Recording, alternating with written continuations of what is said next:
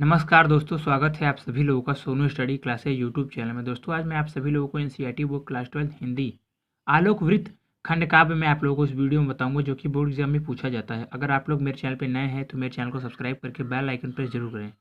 दोस्तों, आलोक वृत्त सहारनपुर, अलीगढ़, इलाहाबाद, फर्रुखाबाद, मैनपुरी, सीतापुर, मिर्जापुर, सोनभद्र जनपदों के लिए नवसर्जित जनपदों के विद्यार्थी अपने जनपद में निर्धारित खंड काव्य के संबंध में अपने विषय अध्यापक से जानकारी प्राप्त कर लें।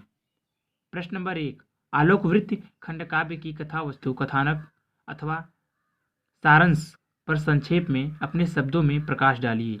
उत्तर, संकेत, सभी सर्ग की कथा वस्तु को संक्षेप में लिखिए। प्रश्न नंबर 2, आलोक वृत्त खंड काव्य के भारत में वर्णिम अतीत नामक प्रथम सर्ग का कथानक लिखिए। उत्तर, प्रथम सर्ग भारत का स्वर्णिम अतीत। प्रथम सर्ग में कवि ने भारत के अतीत के गौरव तथा तत्कालीन पराधीनता का वर्णन किया है। कवि ने बताया है कि भारत वेदों की भूमि रहा है। भारतवर्ष ने ही संसार को सर्वप्रथम ज्ञान की ज्योति दी थी, किंतु दुर्भाग्यवश एक समय ऐसा आया कि भारतवासी यह भूल गए कि हम कितने गौरवान्वित थे। इसका परिणाम यह हुआ कि भारतवर्ष सैकड़ों वर्ष तक दास्ता की वीडियो में जकड़ा रहा। सन 1857 ईस्वी की क्रांति के पश्चात गुजरात के पोरबंदर नामक स्थान पर एक दिव्य ज्योतिमय विभूति मोहनदास करमचंद गांधी के रूप में प्रकट हुई, जिसने हमें विदेशियों की दास्ता से मुक्त करवाया। प्रश्न नंबर 3, आलोक वृत्त खंड काव्य के द्वितीय सर्ग का सारांश लिखिए। उत्तर, द्वितीय सर्ग में गांधी जी के जीवन के क्रमिक विकास पर प्रकाश डाला गया है। वह बचपन में कुसंगति में फंस गए थे, किंतु शीघ्र ही उन्होंने अपने पिता के समक्ष अपनी त्रुटियों पर पश्चाताप किया और दुगड़ों को सदैव के लिए छोड़ने की प्रतिज्ञा की और आजीवन उसका निर्वाह किया।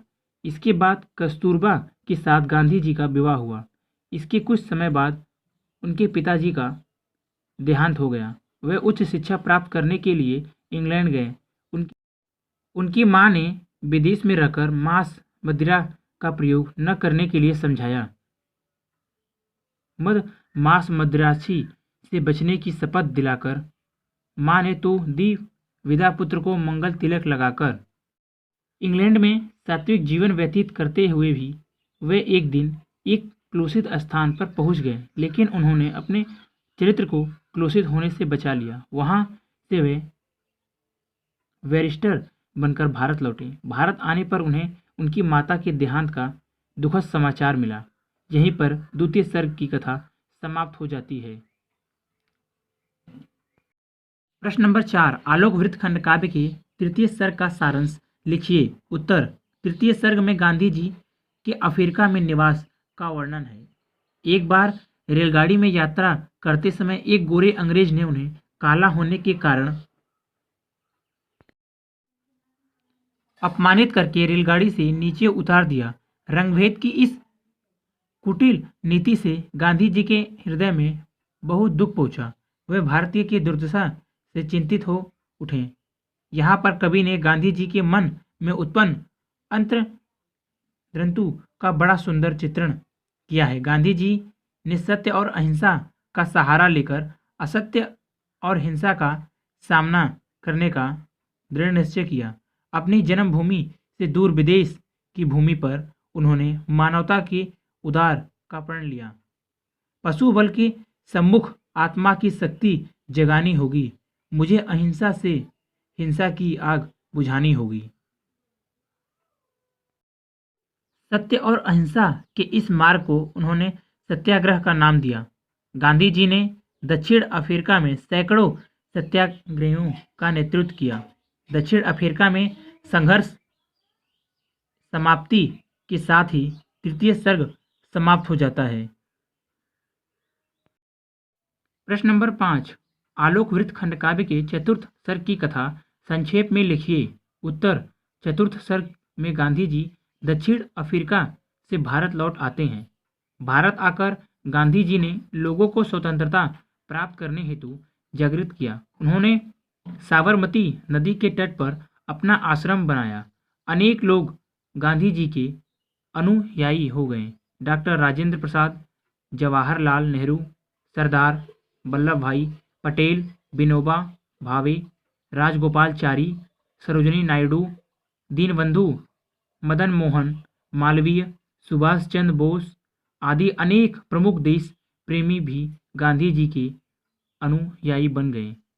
अंग्रेज देश की जनता पर भारी अत्याचार कर रहे थे। गांधी जी ने चंपारण में नील की खेती को लेकर आंदोलन आरंभ किया, जिसमें वे सफल हुए। एक अंग्रेज द्वारा अपनी पत्नी के हाथों गांधी जी को विष देने तक का प्रयास किया गया, परंतु वह स्त्री गांधी जी के दर्शन कर ऐसा न कर सकी। इसके विपरीत उन दोनों का हृदय परिवर्तन हो गया। इसी सर्ग में खेड़ा सत्याग्रह का वर्णन भी हुआ है। कवि ने इस सत्याग्रह में सरदार वल्लभ भाई पटेल का चरित्र चित्रण विशेष रूप से किया है। प्रश्न नंबर 6, आलोक वृत्त खंडकाव्य की पंचम सर्ग का सारांश लिखिए या आलोक वृत्त खंडकाव्य की प्रमुख घटना का वर्णन कीजिए। उत्तर, पंचम सर्ग में कवि ने यह चित्रित किया है कि गांधी जी के नेतृत्व में स्वाधीनता आंदोलन निरंतर बढ़ता गया। अंग्रेजों की दमन नीति भी बढ़ती गई। गांधी जी के नेतृत्व में स्वतंत्रता प्रेमियों का समूह नागपुर पहुंचता है। नागपुर के कांग्रेस अधिवेशन में गांधी जी के ओजस्वी भाषण ने भारतवर्ष के लोगों में नई स्फूर्ति भर दी, किंतु अंग्रेजों की फूट डालो और शासन करो की नीति ने हिंदुओं मुसलमानों में सांप्रदायिक दंगे करवा दिए। गांधी जी को बंदी बना लिया गया। उन्होंने सत्याग्रह का कार्यक्रम स्थगित कर दिया। कारागार से छूटने के बाद उन्होंने हिंदू मुस्लिम एकता, शराब मुक्ति, हरिजनोत्थान, खादी प्रचार आदि रचनात्मक कार्यों में अपना संपूर्ण समय लगाना आरंभ कर दिया। हिंदू मुस्लिम एकता के लिए गांधी जी ने 21 दिनों का उपवास रखा। आत्मशुद्धि का यज्ञ कठिन यह पूरा होने को जब आया, बापू ने 21 दिनों के अनशन का संकल्प सुनाया। फिर लाहौर में पूर्ण स्वतंत्रता के प्रस्ताव के साथ ही पांचवां सर्ग समाप्त हो जाता है। प्रश्न नंबर 7, आलोक वृत्त खंडकाव्य की षष्ठ सर्ग और अष्टम सर्ग का सारांश संक्षेप में अपने शब्दों में लिखिए। उत्तर, षष्ठ सर्ग नमक सत्याग्रह। इस सर्ग में गांधी जी द्वारा चलाए गए नमक सत्याग्रह का वर्णन हुआ है। गांधी जी ने समुद्र तट पर बसे डांडी नामक स्थान की पैदल यात्रा 24 दिनों में पूरी की। नमक आंदोलन में हजारों लोगों को बंदी बनाया गया। अंग्रेज सरकार ने लंदन में गोलमेज सम्मेलन बुलाया, जिसमें गांधी जी को आमंत्रित किया गया।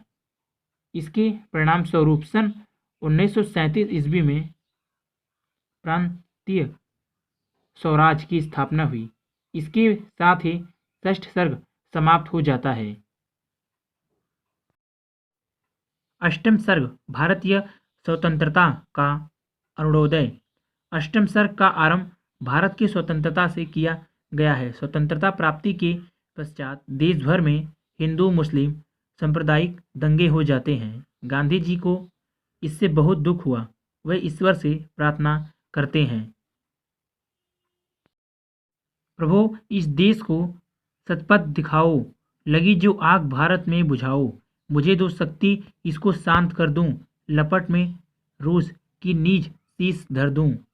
इस कल्याण कामना के साथ ही यह खंड काव्य समाप्त हो जाता है।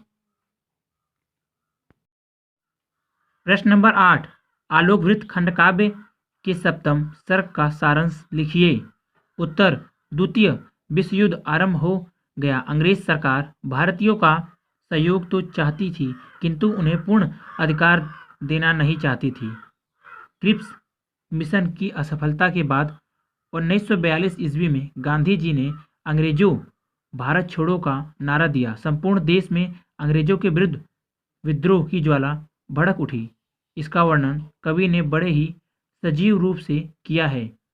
थे महाराष्ट्र, गुजरात उठो, पंजाब, उड़ीसा साथ उठो, बंगाल इधर, मद्रास उधर, मरुथल में थी ज्वाला घर घर।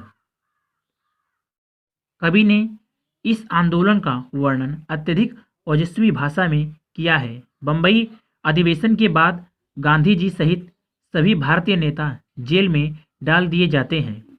पूरे देश में इसकी विद्रोही प्रक्रिया होती है। कवि के शब्दों में, जब क्रांति लहर चल पड़ती है, हिमगिरी की चूल खड़ती है, साम्राज्य उलटने लगते हैं, इतिहास पलटने लगते हैं। इस सर्ग में कवि ने गांधी जी एवं कस्तूरबा के मध्य हुए एक वार्तालाप का भी भावपूर्ण चित्रण किया है, जिसमें गांधी जी की मानवीय स्वभाव और कस्तूरबा की सेवा भावना, मुख त्याग और बलिदान का सम्यक निरूपण किया है। अगर आप लोगों को वीडियो अच्छी लगी तो वीडियो को लाइक करें, शेयर करें, कमेंट करें और नेक्स्ट वीडियो के लिए चैनल को सब्सक्राइब जरूर करें। Thank you for watching.